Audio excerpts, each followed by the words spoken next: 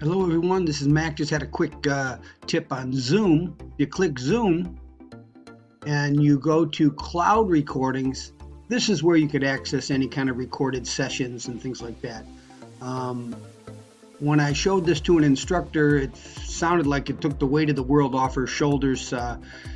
She's teaching 6 different classes at 3 different schools, and she was going through all these IT gymnastics to download videos and put them back up in her file section, when all she had to do is just click Zoom and go to cloud recordings, and there she has access to 2 videos that are put out. It's actually a video that the students can access, they can download, share that, and also one for just audio.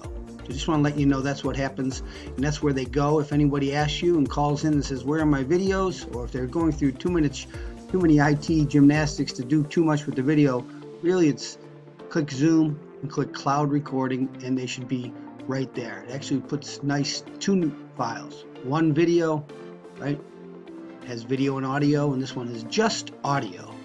So I just want to let you know that. Zoom, cloud recording. Thanks. Stay safe.